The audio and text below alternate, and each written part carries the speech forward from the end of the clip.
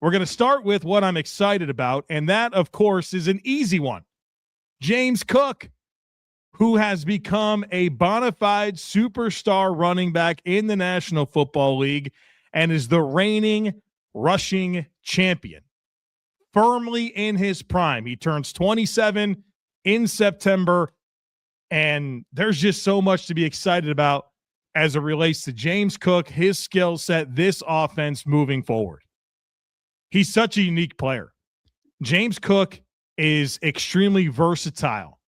And what I mean by that is not necessarily that he's capable of contributing as a runner and a receiver, can run inside and outside the tackles. It's that the scheme versatility that he offers is really exciting. One of my favorite things about the Bills rushing offense over the last couple of years has been how different it can look week to week. And whatever they need to do to optimize their attack against that defense, they can do it. And the reason they can is because James Cook can execute a gap-heavy run scheme. He can execute an inside or outside zone heavy run scheme. If you want to attack the edges with power, he can do it. He can do all the things. And he's dynamic. And he has good vision. And his moves at the second level and pull-away speed and elusiveness, it's all there. Some of my favorite metrics from James Cook's 2025 campaign, where he was the leading rusher in the NFL, is that, of course, not only the most rushing yards, but he was number 2 in rush yards over expectation per carry at plus 1.2 yards. Among the 42 running backs with at least 125 carries, he was second in yards per carry at 5.25 yards. He was 5th in success rate, 9th in stuff rate, 8th in yards after contact per attempt. He was terrific. And the consistency is what really stands out. Played in 18 games last year. I don't really want to put much into that Jets game where he played one series, but 18 games, so 16 in the regular season, 2 in the postseason. He had 100 scrimmage yards in 13 of 18 games. He had 75 scrimmage yards in 16 of 18, and he had at least 15 touches in every game. He was the foundation of this Bills rushing offense, and he will be moving forward. That's the number one reason why I'm excited for the Bills running back room and the rushing offense in 2026. It's superstar running back James Cook in his prime.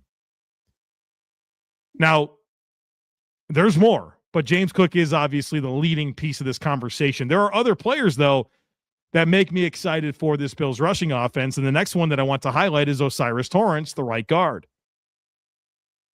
Age 26 season, it's a contract year for O'Cyrus Torrence. Now, I wouldn't be surprised if the Bills report to camp and in the first week or so, the Bills announce an extension for Torrence, maybe even right up against the start of the regular season. I could see it happening now. But if it doesn't, then it's a off-season conversation. And we're all expecting O'Cyrus Torrence as a young guard that has started for 3 years, been reliable, to play his best football this year, whether that's validating a massive contract extension or trying to get one. I'm not one to get overly excited about off-season pictures. You know, all these guys are working hard at becoming big, strong, and fast, right? They're professional football players. You expect them to do those things.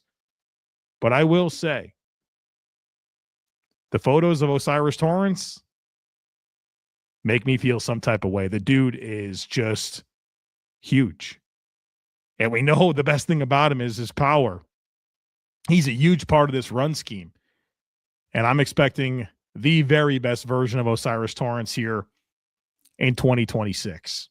Another player that makes me excited about this Bills rushing offense in 2026 is DJ Moore. Not that he's going to run the ball, but his impact on the passing game, his impact on the offense should be significant. One of the frustrations that I had, and I know a lot of people had in 2025, was the lack of threatening weapons at the receiver position and how that made it difficult for the Bills to take advantage of favorable looks. You have some tough choices to make if you are going against this Bills offense in 2026, assuming DJ Moore is everything we expect him to be. Assuming DJ Moore is everything the Bills traded for him to be. You want to have extra attention on the backfield and the duo of Josh Allen and James Cook? All right, well, DJ Moore is going to win on the outside, and that's going to be a problem for you, which should have a positive impact on the rushing offense. So DJ Moore, while not a guy I expect to rack up rushing yards, his presence, his skill set should have a favorable impact on the Bills' rushing offense and on the entire offense in general. Number 4, after James Cook and O'Cyrus Torrence and DJ Moore, would be the composition of the running back room. I think the Bills have 3 attractive backs. I've already raved about James Cook. I think he's a special player. But Ty Johnson and Ray Davis are good depth players. And this is year 3 of that room being fully intact. Ty Johnson, while a specialized player, can do quite a bit. Josh Allen has said multiple times he thinks he's the best third down back in the game. Reliable in pass protection, very good receiving back. He has speed. He has physicality. He helps on special teams. He does a lot of little things for this football team. It's a contract year for Ty Johnson. Ray Davis entering year 3. I think he complements James Cook and Ty Johnson very well as more of a dense build, between the tackles, physical runner, but can also catch the ball. I'm sure he's looking for a lot of opportunity this year and what's an important season for him. So this is a good running back room. In fact, if you caught the episode we did end of last week on Friday, I went through and talked about my confidence meter for every position group on the team. And I had a very clear top 3 bucket that was the positions that I felt great about. And it was quarterback, tight end, and running back, because I think this is a very well-constructed running back room with complementary skill sets. Keenan Allen, he's toward the end. He's one of the most productive receivers in NFL history, but I think it's fair to say at his age, he's 35, I think. He's getting close to the end for him. There's still value to be had from a Keenan Allen, but his opportunity might be one that has to wait until you get closer to August and get closer to the season. What if Keenan Allen going to Buffalo would not be about chasing the youngest weapon on the market? What if it would be about giving Josh Allen the one thing every Super Bowl quarterback needs when January gets tight? A receiver who knows exactly how to stay open. Listen, Bills Mafia, think about this differently. This is not just another veteran wide receiver conversation. This is about building a passing game with layers. DJ Moore gives Buffalo the outside punch. Khalil Shakir gives Buffalo the reliability, the quick game rhythm, the yards after catch. Dalton Kincaid works the seams and stresses linebackers. But Keenan Allen would be the surgeon. Not the fastest guy, not the loudest name, not the future of the franchise, but the kind of receiver who wins with timing, leverage, patience, footwork, and football intelligence. And when you have Josh Allen, a quarterback who can break the structure of any play in the league, a route runner like Keenan becomes dangerous in a completely different way. Because when the pocket moves, young receivers sometimes panic. Veterans adjust. When coverage rotates late, young receivers sometimes hesitate. Veterans find the soft spot. When it is 3rd and 6 in a playoff game and the defense is begging Josh Allen to force something deep, Keenan Allen knows how to sit in the window, show his numbers, and move the chains. That matters. A trio of DJ Moore, Keenan Allen, and Shaquille Shakir would not be 3 receivers trying to do the same job. That is what makes it scary. Moore threatens the outside and forces safeties to respect the boundary. Shakir punishes space underneath and turns ordinary throws into extra yards. Keenan attacks the middle of the field like a chess player. And now defensive coordinators have a problem. Who do you double? If you lean toward DJ Moore, Keenan works the intermediate routes.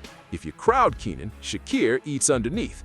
If you drop into soft zones, Josh Allen has time to extend the play. If you blitz, Allen can punish you before the rush gets home. That is not just talent. That is structure. That is answers. And Bills Mafia, that is what this offense has needed in too many big moments. Answers that do not depend on superhero football every single snap. Now, let's be real. Keenan Allen is not risk-free. Age matters. Health matters. Role matters. Price matters. Brandon Beane has to be smart if the price is reasonable, if Keenan wants a contender, if Buffalo wants another route technician who can help Josh Allen finish drives instead of just creating highlights, then this conversation deserves attention. Picture Highmark Stadium in January. The wind is cutting. The defense is sitting deep to take away the explosive shot. Josh Allen drops back. DJ Moore clears the corner. Shakir pulls a defender underneath. Keenan Allen breaks inside. Calm, smooth, wide open between the numbers. Catch, first down.